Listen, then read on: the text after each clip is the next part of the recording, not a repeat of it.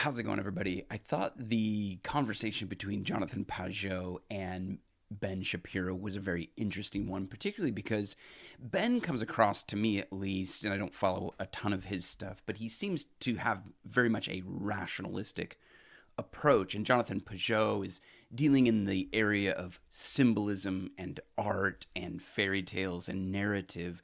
And so there's this sort of juxtaposition in our modern world as we come out of this sort of Enlightenment rationalism and rediscover the power of myth and the power of fairy tales. And as a Christian person, a Bible reader, this is a very important conversation for me. So I want to check it out with you. Love to hear your feedback on this. Let's get into it. And the thing that you work on day in and day out is the meaning and symbolism of the deepest things in the world. So that means that you're constantly talking about the Bible and symbolism. And now fairy tales. I want to start with having you talk a little bit about your work with fairy tales, because that's something that I think most people don't spend any time thinking about. It's embedded deeply with the vast majority of us. I mean, the minute that you say you've written a book about Jack and the Beanstalk, that's Jack and the Fallen Giant, and most of us know the story, obviously. I'd say the vast majority of the population knows the story. But the point that you make is that these stories are embedded in our civilization for a reason. So why don't you explain that a little bit? Yeah, well, one of the things we've seen, fairy tales have been actually pretty popular in the 20th century. But now everybody, the people that were kind of the guardians of our fairy tales have dropped them, it seems. They don't actually want to deal with them. They're icky to them because they have things in them that they can't deal with in terms of their ideology. But they were right in their insight that fairy tales are kind of, you could say, downstream from the Bible. That's the way that I understand them. They use a type of language which is similar to biblical stories, but they're more accessible and they're accessible to kids. They deal with fantastical images. So sometimes some of the things in the Bible that are hard to grasp because it's kind of dry. The stories in the Bible don't have a lot of description. They don't describe interstates. They're very dry, but they're amazing. Like they're the best type of stories ever told. And fairy tales are downstream from that, where they use the same patterns and they connect to the same ideas, but they have a little more buffer and they're more accessible for the common people. And I take that very seriously. So even you mentioned the title, Jack and the Fallen Giants. One of the reasons why we're doing it that way is because there's a connection between the story of Jack and the Beanstalk and the story of the giants in Genesis, right? And also later in the Old Testament. So we're trying to help people see those connections and see how the fairy tales aren't just a bunch of ridiculous things that are accumulated together, that are just funny and ridiculous, but they actually have patterns that describe the cosmos in a deep way. And so right here at the beginning, they set the sort of foundation for what I think is a really important conversation and a realization that maybe even fairy tales sort of describe the world in a way that makes more sense than just the facts of the matter. We actually get more truth in story form than we would in just sort of like a scientific sort of outline of the cosmos. And of course, this is the way the Bible is going to portray reality. It's not going to just give you the facts, though it's going to include the facts. It's going to interact with real history. It's going to shape that history into a theological narrative because it's trying to tell us something true about the world, but also about the God who created the world. And so I wonder if a lot of maybe sort of Western evangelical Christians are going to struggle with the way the Bible portrays the world. They're going to talk about magic here in a second. And I remember something Doug Wilson said, which was, I think that most even well-intentioned Bible-believing Christians would shudder in horror at a straightforward reading of what the Star of Bethlehem was actually supposed to have done, which is that it was a guide. The star led a group of magi, which are wizards, magicians, whatever, astronomers of their day, to the birth of the Messiah. And if you're interested in his reference to the giants in Genesis, I actually did a full video on this, engaging with Michael Heiser's thoughts on it as well. And I think that that's one of the other areas, like the Magi, that is a good illustration of what we're dealing with today. I think a lot of people are intimidated by the story of the Nephilim. And if you read most modern commentaries, they just don't really touch what's going on or what the way the Bible portrays it. We sort of try to rationalize what's really going on, and it's hard to say that because it's not like we trying to be irrational, but that story is not irrational. The story's not irrational. Stories provide you the logic. There's the logos and the mythos. There's parameters that each story gives you that help you understand what's actually being said. And when we try to impose our modern framework onto this story, then what we do, we lose the sort of the mythos there. And I think the danger in that is then the myth made fact, the true myth, the person of Christ, the Word made flesh. I think we kind of lose that as well. We all end up sort of reading the Jeffersonian Bible where there's no magic, there's no miracles, and ultimately that's kind of a boring Christianity. Like I don't think that's a true Christianity. I think it's a sort of a watered down Christianity. And the way the Bible portrays these stories is fascinating. And if we overlook the fascination of like a Genesis 6 or the Star of Bethlehem, then we will miss the person. I think we'll miss the person of Jesus. We'll have a view of him that's not worthy of him because, again, we're sort of trying to approach it from this, maybe, let me know what you think, like over-rationalized framework. It's sort of the left brain master and emissary problem. Stories are both. Stories have both left and right hemisphere engagement. There is the master and the emissary there. There's the logic and the myth there. And so if you're interested in that, I will leave a link in the description of this video. Obviously, the Bible itself calls out things like using witchcraft. It's actually a death penalty offense in the Old Testament. And so how should religious people see magic? Because these are kind of ongoing debates, interestingly, in Jewish circles and Christian circles, about what's real, what's not, what does it mean when it's talking about this sort of stuff, and what's the role of magic in these fairy tales? Well, I think that, especially as modern people, one of the things we can understand magic as, and this is, I think, the way that C.S. Lewis or Tolkien understood magic, as something like the deep connection of the world, right? So there's a deep pattern in the world. There's a type of causality which is higher than the type of causality that, mechanical causation does. Like, there's a type of causality related to meaning. Maybe that's a good way of understanding it. There's a vertical causality. I can say things and they happen. And so that's dramatized in stories by something like a spell. Like you say something and it happens in the world. But the truth is that you do that all the time. Just ask your child to bring you a glass of water and you basically cause things to happen with meaning. And so I think that's the deepest level of magic that we can understand in those stories. The problem with magic and the way it's described in the Bible is when we try to use patterns of meaning and we try to kind of gain these mysteries of the universe and use them for our own power to predict the future or to enrich ourselves and to do all that. And that's why these types of things are evil in scripture. But, divination is there in the Bible. Joseph has a divination cup, how do you call it? The Urim and Thummim? I forget how it's pronounced. Yeah, Urim and Thummim. Yeah. So those are divination tools that we don't even know how exactly they function. And so it's not like sometimes when we read that, we read the prohibition against sorcery in the Bible, we think that it means that they're all a bunch of scientists and that anything that was outside of that was unacceptable. It's rather about using the power of meaning to twist reality and to use spiritual powers for your own sake. You could say it that way. And so maybe there's more magic in the world than we have been taught to believe. I think that's true. I think that, again, we sort of have reduced things to just sort of the material cause and we forget that there's more to the world. Again, the sort of biblical cosmology is a full view of the world that incorporates the material. It acknowledges the spiritual, and what Jonathan was saying there as far as like, you can ask your kid for a glass of water and the kid brings you a glass of water is a type of spell, is a type of magic, so to speak. And maybe what it is that we just get used to the familiar, right? And we forget that that's kind of a magical thing going on. And G.K. Chesterton had this line about God making daisies and never getting tired of making daisies because part of God's infinity is his ability to endure the monotonous. He never gets tired of making this daisy because he never makes the same daisies the same way twice or whatever. Every morning he calls the sun up. He says, do it again, like a child saying, throw me in the air, throw me in the air. The child never gets tired of being thrown in the air. And the adult is completely exhausted by just the repetition of it all.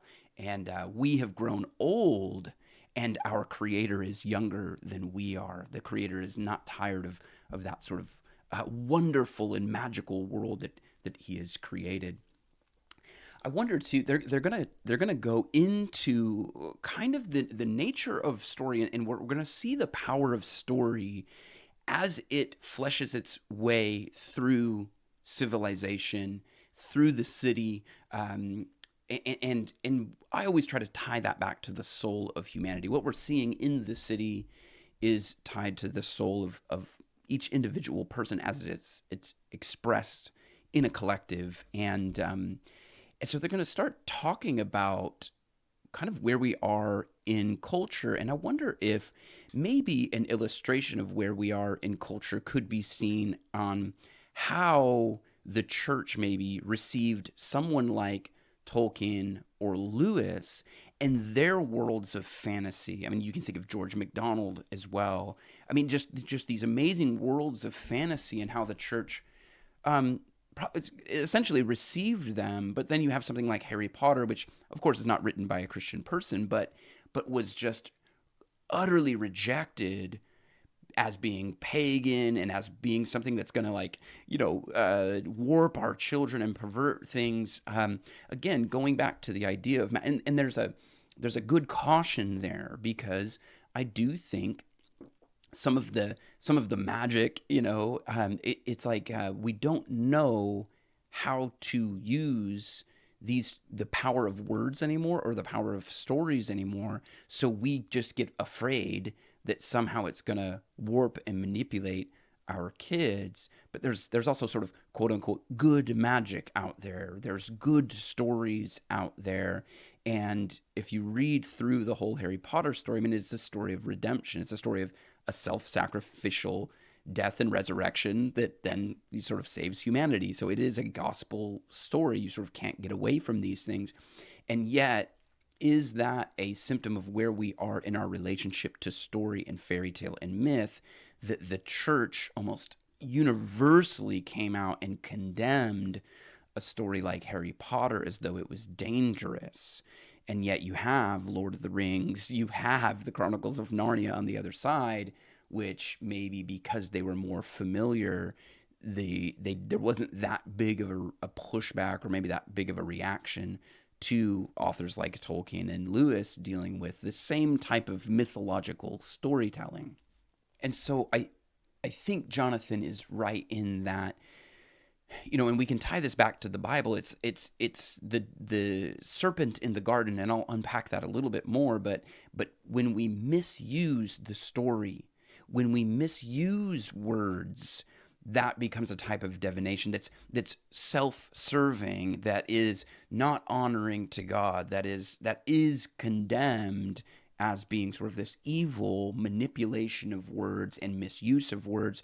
But I do think our culture is vulnerable to that, because we've just lost a sense of how to tell stories and how to engage with myths. And I do think that now is the time to recapture the sort of the power of how we understand the stories, because I think a lot of this has to do with how I understand Scripture, but then how Scripture then informs my view of reality.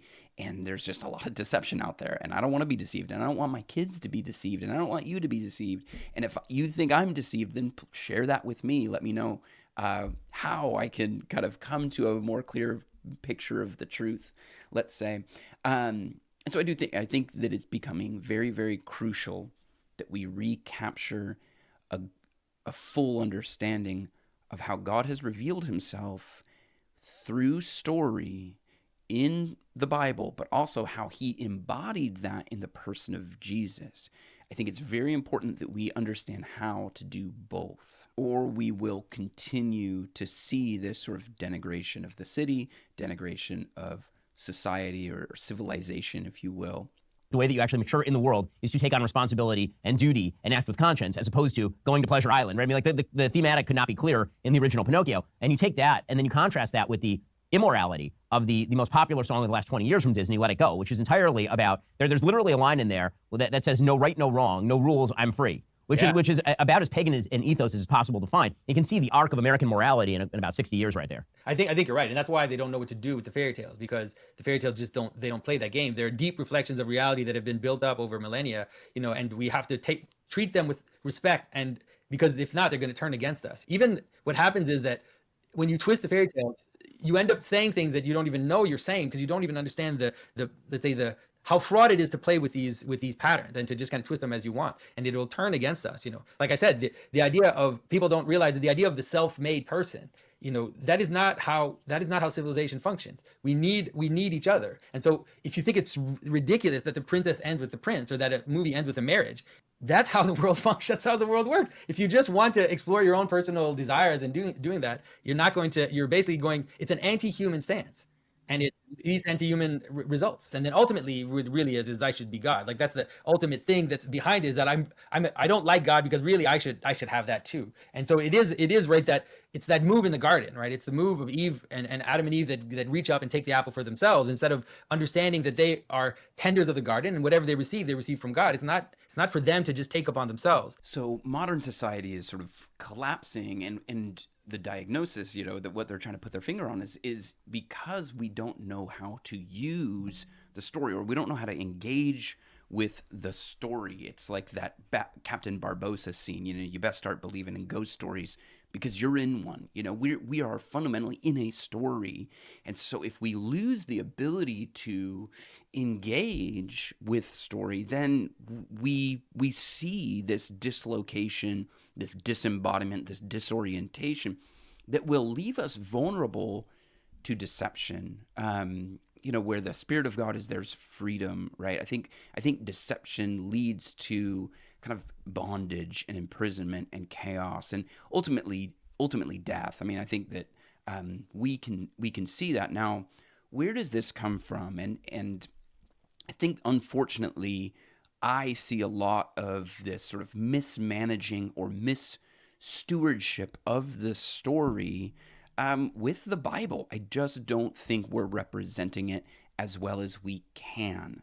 And I think, and I work with young people, and I think you see that there's a disenchantment. They're like, these are just, they don't connect to the stories, but I don't think it's the fault of the story. I think it's the fault of the storyteller. Again, we've taken these wonderful stories and we're trying to present it in an outline. Watch what happens in the garden. Okay, this is just like right at the beginning. Genesis 2, we have the story of God creating Adam. He puts Adam in the garden. Adam is meant to be the steward of the garden. He knows all the animals and stuff like that, right? But he didn't find a partner, a co-laborer, corresponding to him. And so God makes Eve. But prior to making Eve, God gives Adam kind of this frame, this pattern of how you're supposed to live in the garden. The Lord took the man, put him into the Garden of Eden to cultivate it, to keep it. The Lord God commanded the man, saying, from any tree of the garden you may eat freely, but from the tree of the knowledge of good and evil you shall not eat, for in the day that you eat from it you will surely die. It's very important to remember that Eve is not created yet. Okay, so then he starts to go, talk to the animals and all this other stuff, and then he makes Eve after this. Okay, the Lord God fashioned into a woman, the rib which he had taken from the man, and brought her to the man. Okay, so then Adam engages with Eve, and God never repeats the command about the tree. Okay, so it's really important. Adam is the steward of humanity at this point, right? The name Adam means man, right? And what does he do? We don't really know. We don't have a lot of Adam and Eve story. We pick up the story right away with Eve talking to the serpent. And when Eve tells the serpent how they're supposed to live in the garden, something of the story has changed.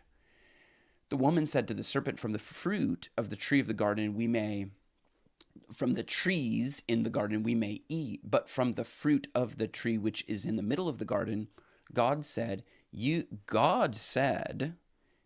shall not eat from it, correct, or touch it, incorrect. She adds this, and so the question then becomes, where does she get that idea from? Did God really say that? Now that's the question.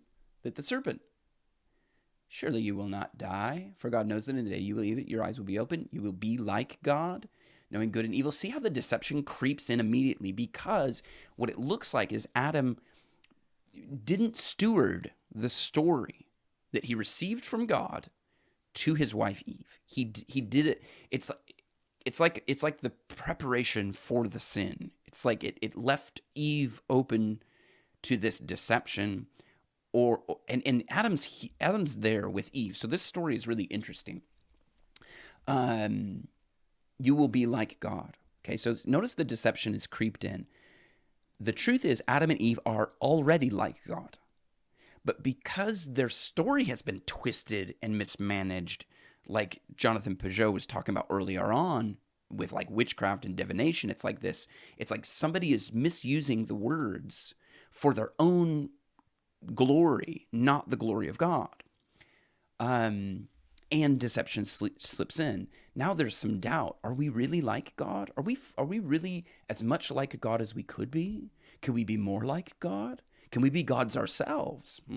All this starts to creep in. You will be like God, knowing good and evil. So I guess the did he really say comes before that, does it? Yeah. Has God really said, you shall not eat from any tree in the garden? So when we mismanage the story, when we become bad storytellers, then we leave our society, we leave our culture, we leave our communities open to this type of deception. And now, of course, you see that sort of fully formed in our modern world. So I really want that to be an important part of this conversation. I know it was sort of a bit of a, I guess not. I mean, Jonathan was even pointing out this story about the Garden of Eden, but I just know that sort of takes a little while to unpack that there's more I could even say about this interchange. But hopefully you're seeing that this conversation about how we engage with stories, how we become good storytellers, how we embody the story or the gospel is very, very important, even though what it looks like around us is, the problems are all political, they're all geopolitical, and so the solutions must be geopolitical. I think those geopolitical problems, problems within our nations are the root cause is right here. And so we have to sort of go all the way back if we're hoping to transform, essentially like not just the system, but the heart of why that system became perverted or inverted, or how our view of reality has been sort of twisted and perverted and leaves us open for deception. And it has to do with, it's funny because that's to do with Jack. Like this Jack story, this is why in some ways he's going up to just take it. He just goes up and takes it for himself. We really have this idea that that's how the world functions. Like whatever you need, you have to go and take it for yourself. But that's not, like you said, it's not the deepest form, right? Anybody who's a father knows that the deepest thing is to give. Like the deepest thing is to be responsible for these people and to be able to be a model and to give to those around you so that we can come together. If we just think of taking, then we end up all alone, basically. You also have a duty to a history that precedes you and to descendants who are going to be there long after you. I mean, this is Edmund Burke's point, is that basically civilization is a contract between those who have died and those who are not yet born. I mean, the idea that you are a freewheeling, atomistic individual is such a negative, and it's actually a satanic idea. And I mean that in sort of the Miltonian sense, right? Yeah. As a Jew, we're not big on the Satan theology, but the Miltonian Satan, which is the idea that you would rather reign in hell than serve in heaven, is the idea that you would rather tear down all the structures of the civilization around you just so you can claim your autonomy than you would be in a place of prosperity, knowing that you're not at the top of the hierarchy. And that is a deep human impulse, and it's a destructive human impulse that goes all the way back to Cain and Abel, which is really the story of a figure who is, for a reason he can't discern, rejected by God. He brings a sacrifice, actually his idea to bring sacrifices, and then Abel brings the sacrifice, and Abel's sacrifice is then taken by God. And God specifically designs this as a test of Cain. It's hard to read the text without coming to the conclusion that God is doing this specifically in order to test Cain, because he then has this incredible exchange with Cain, the first time in human history that God is explicitly testing someone in advance of the thing happening, right? Where he says, the sin crouches at your door because God knows what's going to happen, but you can master it, right? Which he's basically saying, like, figure out what Abel did right instead of trying to destroy Abel, and Cain can't handle it, and he goes and he kills Abel. That is the story of humanity in a nutshell, and it feels like we've built a society of Cains. We need to recapture those stories, obviously, because, like you said, the problem of civilization is there in the story of Cain.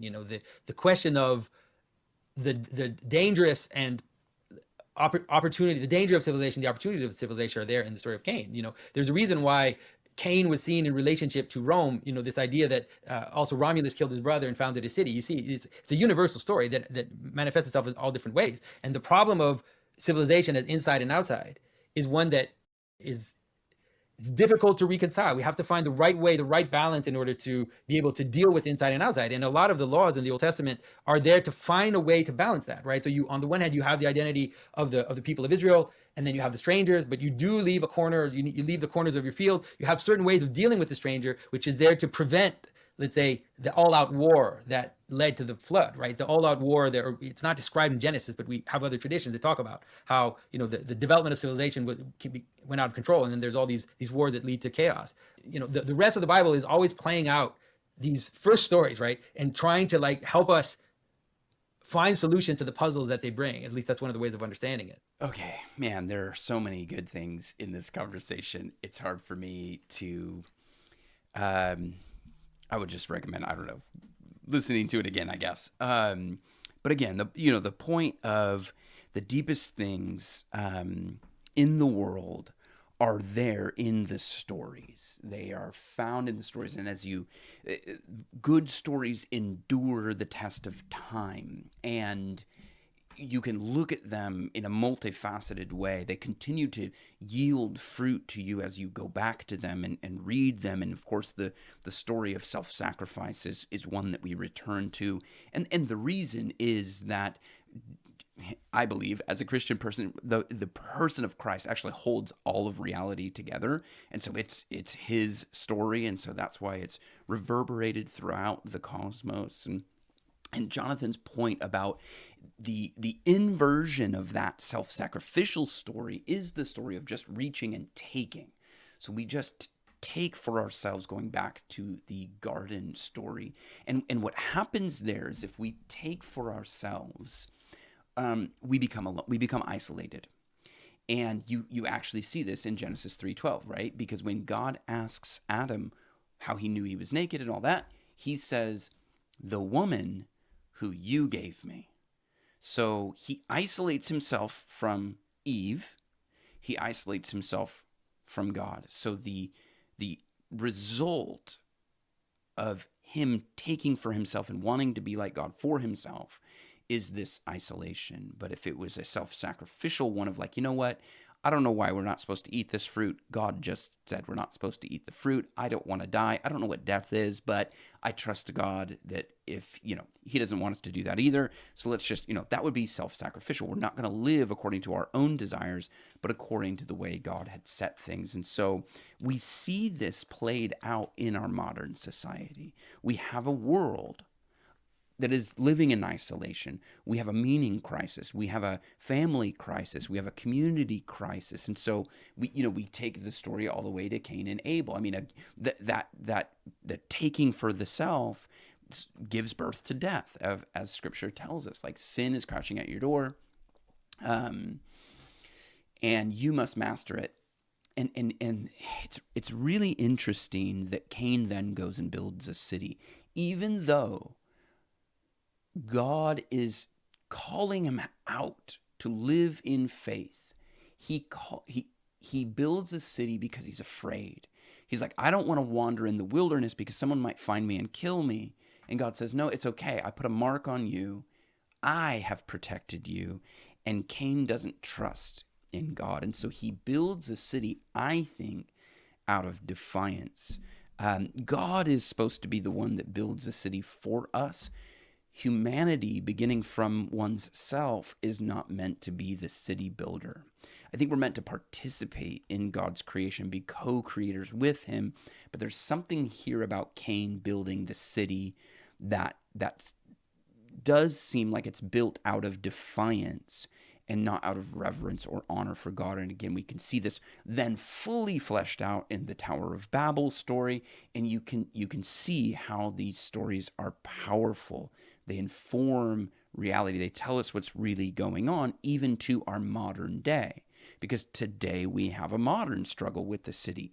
And this is, we can even pull it into Socrates and the Republic, right? The city is sick because the soul is sick. And so we need and stories have a way of preparing the soul to receive truth and to receive freedom. Ultimately, I think to receive the gospel, the true myth.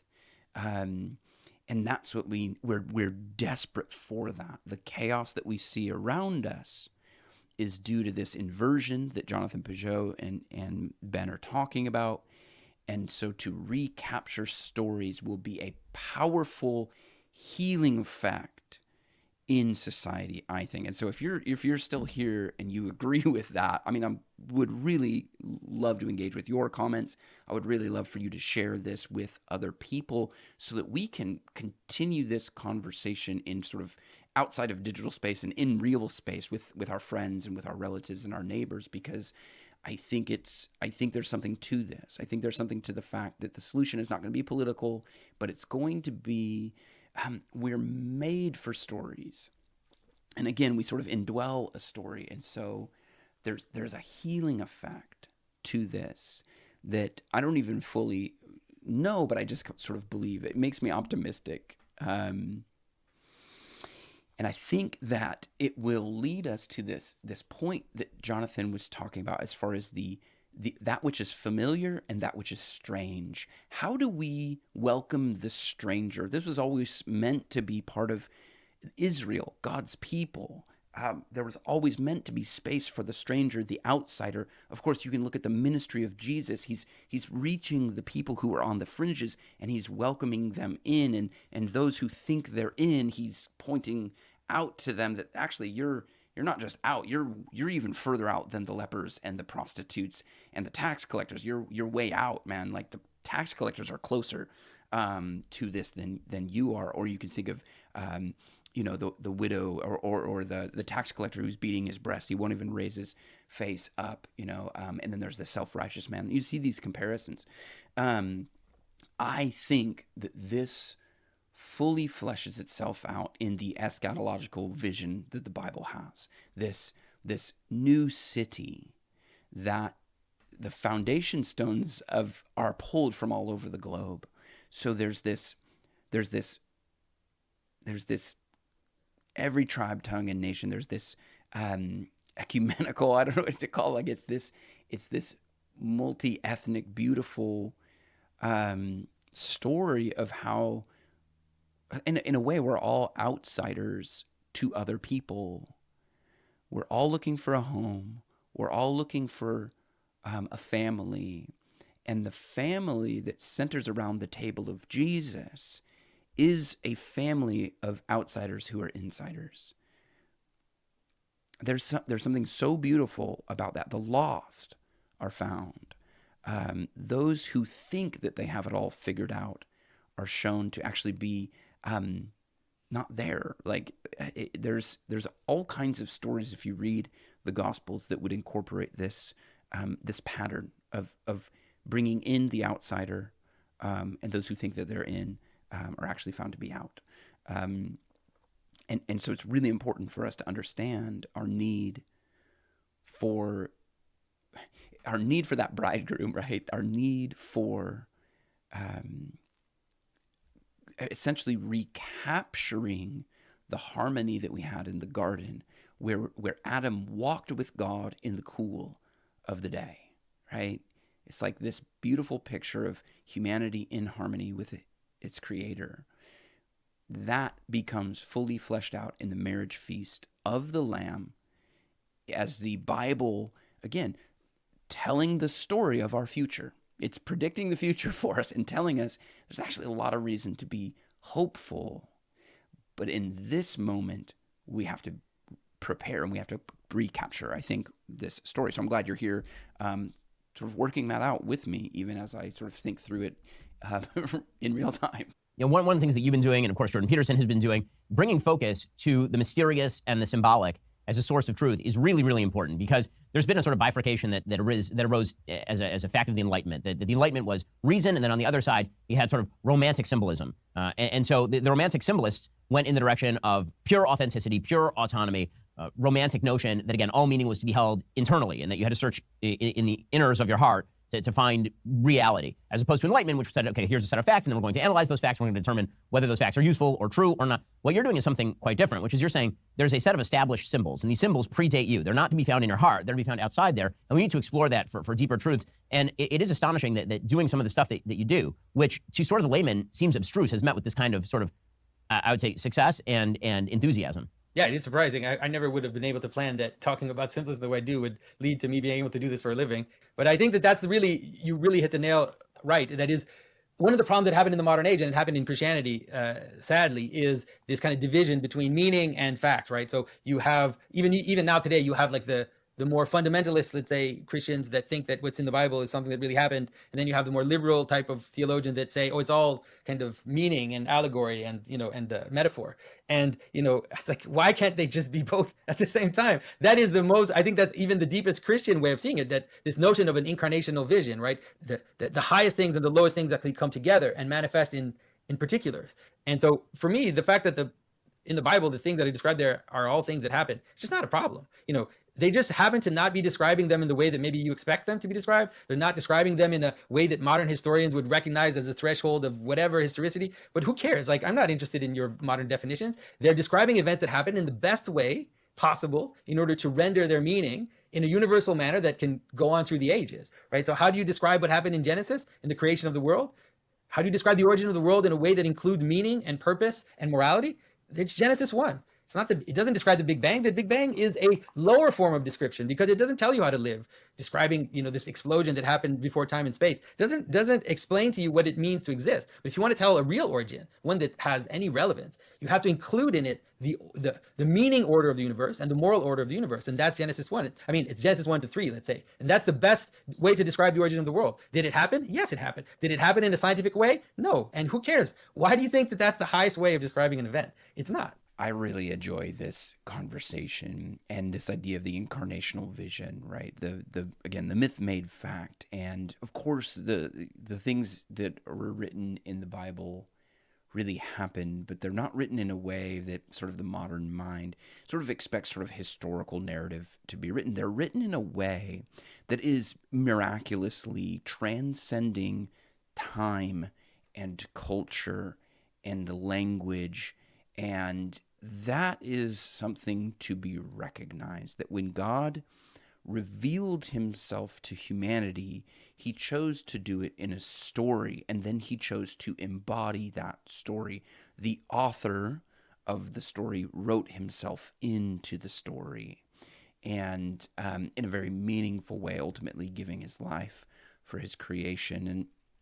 And I think that that's why history reverberates with this story. I think that's why our souls crave and yearn for this story. And so they're going to turn now to an example of how modern culture uses stories, and we'll begin to see sort of that twisting effect. So on the one hand, you have the biblical authors being inspired and using story to communicate truth about God that transcends, and then you'll see modern use of the story to sort of pull things down.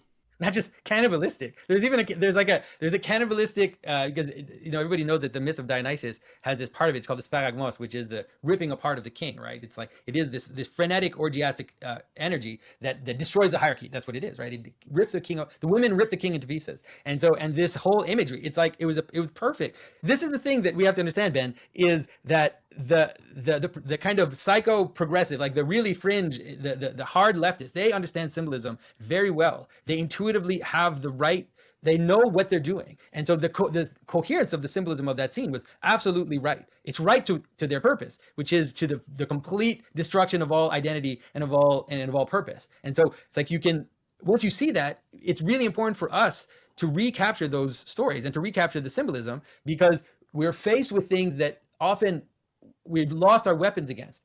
And so how do you deal with something that's presented to you imagistically, right? It's like the scene in the opening of the Olympics. It wasn't a political statement. It was presented imagistically in story terms with certain cultural elements. And so we try to answer politically, but when you do that, they just say, well, no, you're misunderstanding. And then they start to gaslight and to shift. what we need to learn to do, and that's why I don't talk about politics that much. I talk about stories and I try to tell stories, is because that's the best way to answer. The best way to answer, because the real stories, the true stories, the one that are embodied in fairy tales or the Bible or even the ancient myths, these stories that have been with us for millennia and that kind of uphold our civilization. If we can understand them and then present them again to the world in a way that is clear, then those stories win because they're the true stories. Nature, I mean, and you're seeing this in the spiraling birth rates of the West. That's nature saying, you guys are doing this wrong, because it turns out that a civilization that can't procreate is a civilization that definitionally is dying. Yeah, no, that's exactly right. And you can see it, like you said, in the 60s or in the 50s, we could have argued that maybe this is going to be greater, that this is going to create more joy and more prosperity and everything. But now we have the results, like we have them. We know what it looks like. It looks like lack of children, decreasing birth rate. It looks like depression. It looks like people having less sex than they've ever had in the known history. It's like, how could emphasizing all your pleasures and hedonism and everything lead to people having less sex? Well, that's how it is. That's the ultimate satanic move, is that, the devil promises you he's going to give you some pleasure. And then the perversion of that is that not only do you not get the pleasure, you get less in the end, right? It's like you become an alcoholic. You thought you liked alcohol, and by the time you're done, you need it to survive, and you hate it, but you still have to take it, and there's no pleasure left, right? And that's what you're seeing in the kind of pornification of the world, is that ultimately it's destroying itself through a kind of new weird tyranny. Yeah, I come back to the word sterility, because it really is incredibly sterile. I mean, the kind of promise that the taboo would become normalized, that means that it is no longer a taboo. And the human mind searches for the taboo. Well, when you blow up every taboo, there are no more taboos. And so once that happens, then what exactly is going to be transgressive? And the answer is normality is now transgressive. Yeah, that's how it flips back. And that's when the reality just reaffirms itself, is that it becomes a paradox, right? So you move into a world of chaos and a paradox and of things that don't make sense. And then finally the paradox that will end up reverting back to normal is the kind of double flip. Like this, my brother talks about this. He talks about this double inversion, which is things turned upside down, and then by a new inversion, they turn right side up. And that's what we've seen with the whole funny idea of the conservative punk, right? The idea that if you're going to be rebel today, then you should get married, have kids, have a purpose, have a career. And that's the way that you're the most punk rock, is to do that. One of these days, I'll have to bring in some of the lectures that I took at Knox. We talked about the battle between poetry and philosophy, Socrates and Eumenides, and in the play The Clouds. It's just so fascinating. But what you see in that battle is that it's a fight to the death. I mean, they put Socrates on trial, and he drank the hemlock, right? And so it is serious, and there are forces out there that are playing for keeps. There are powers and principalities out there. And again, I think that Jonathan's point about losing the ability to engage with stories, understand stories, tell stories is a huge part of this. If we're being captured by false narratives, and we counter that with, catchy slogans, it's not, we need to be as innocent as doves and shrewd as serpents. We need to craft narratives, present the gospel in a way that is engaging. And I see this as I work in student ministry. And so I just plead with anybody like in the church, if you're engaging with students in particular, give them the story, right? Like understand how the Bible is being presented to them. And I think so often we engage with something like Paul's letters because we can put together a kind of a clear outline, and that's fine, and that has its point and its purpose. But look at the story of Jonah and just unpack that story, unpack the narrative, follow the logos where it will lead you. And as I do that, as I practice that, students engage with that in a very high level.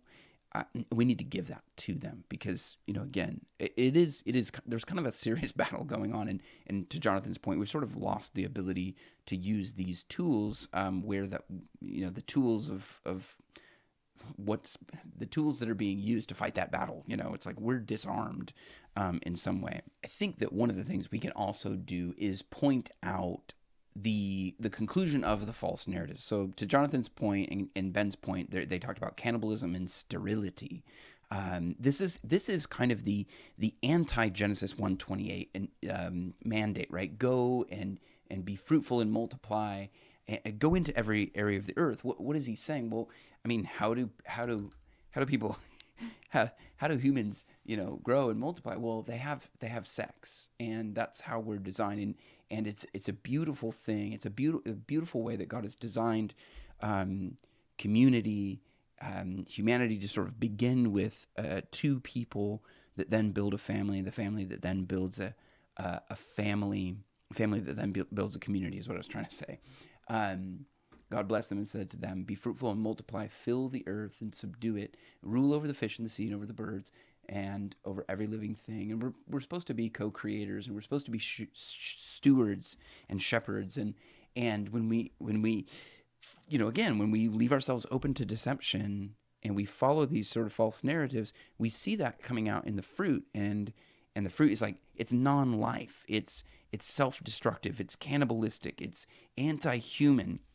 And it's just so funny. And I think that we need to learn to do this more, of like the irony that Jonathan is pointing out is like, you present hedonism and all this other stuff is like, this is the true path, and we can rebel against God. And what's the result? Well, you're going to have less sex, and you're going to have less joy, and you're going to have fewer friends. It's like, oh, maybe I don't really want to follow that narrative, and of course somebody will come in and say, that's not true for me. And that's fine. But, yeah, I mean, ultimately it's going back to even the beginning of this, it's sort of an isolation even. We feel sort of lost and alone. And ultimately you see that the true story leads us to this life. And then the false story, it's not really a new story. It's just a twisting and a perversion of the original story. It's like the Antichrist. It's like the anti-church. It's like the anti-dominion mandate of go and have families and love one another, to just go sleep around and don't have any real commitments. It's like, wow, that's ends in kind of being lonely, sterile, and somewhat self-destructive. So and I don't want to end on a poor note there, because if that's true, and if that's really where we are in culture and society, then I really do think that we're at an advantage, because we are created to come into harmony with the true story, with God's reality. And so as soon as God's people learn how to tell his story the way he sort of revealed himself, in a way that really captivates people, I do think, I already think we're seeing something of a revival. But that gives me, I think, a lot of hope. And I do see it in a lot of young people, and even people that are new to Christianity. So I think, though the present sort of battle that we're fighting seems pretty dire, I mean, that's usually when God shows up. It's like when we look like we're completely outmatched and basically the battle is lost, God shows up and delivers his people. I wonder if that's where we are. So thank you for being here. I hope you enjoyed this one. I hope you share it with some friends or family. And I will catch you in the next one.